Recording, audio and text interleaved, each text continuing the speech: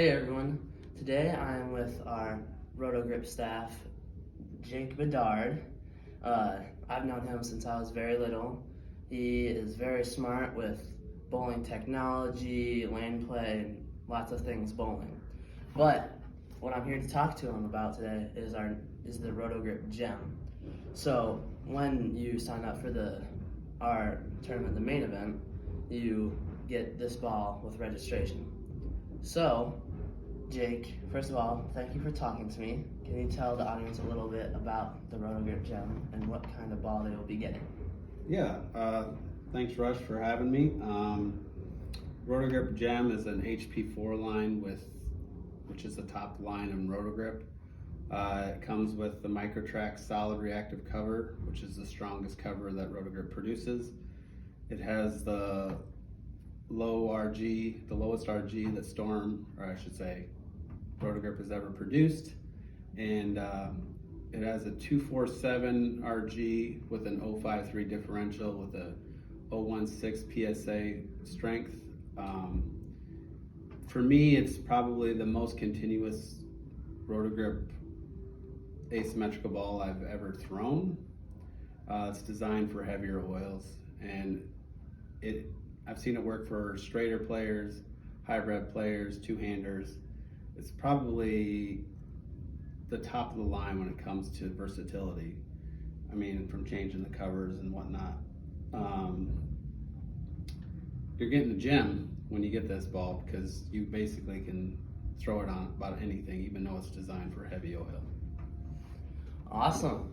So, for the Midwest Youth main event, we are going to be bowling on 3 patterns, a short, a medium, and a long pattern. Do you think you could tell us how this ball could fit into those patterns, maybe for the high rev players and lower rev players? Yeah, certainly. So it's designed for the heavy oil. So obviously on the longer patterns, you're gonna see this ball come and play a lot more. But don't underestimate the power of the gem when it comes to like the shorter or the medium patterns, because it'll blend it out. When you get a flatter pattern where the middle's hook, is very rolly, so you can it'll create mid lane where you can actually use it to your advantage and blend out the pattern, where other balls will hockey stick off the end and are not as controllable. Most people will use it on heavier oil patterns. Straighter players could use it on any pattern, short or long, but I would say it's designed obviously for the heavier volume patterns, but it's, like I said, it's very, very versatile. Cool. I know Dad told me that this ball has completely different shapes depending on the surface. Is there a surface that you particularly like, or changes it in different ways? So I left mine out of box, and what you see here is out of box, but it has some lane shine to it. If I'm putting it into a player that's a higher rev player and they're looking for the high volume patterns, I would leave it out of box.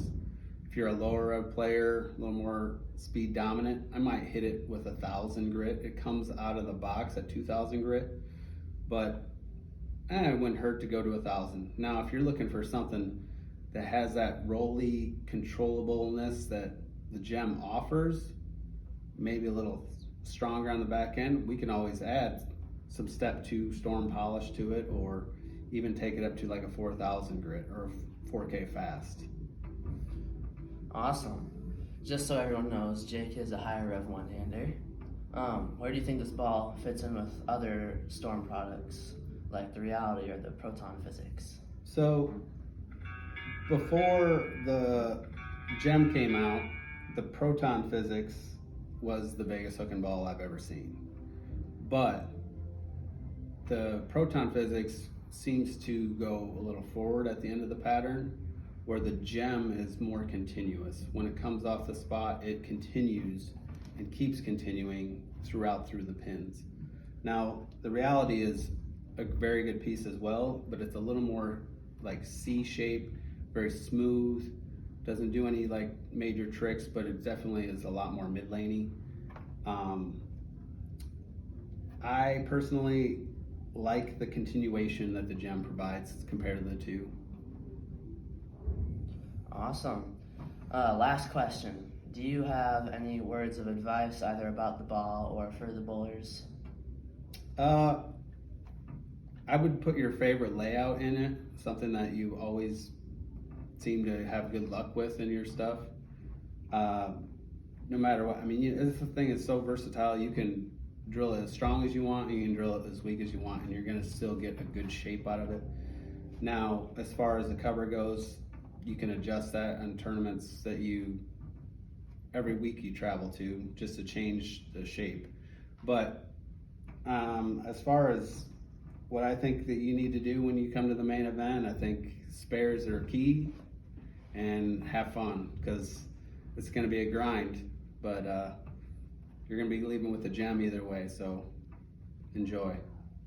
Thanks, Jake. We really appreciate your time and knowledge. For those who haven't yet, follow me on Facebook or YouTube at Rushstein Bowling.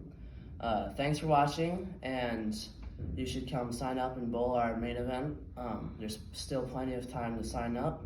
That's all we have for you today. See ya.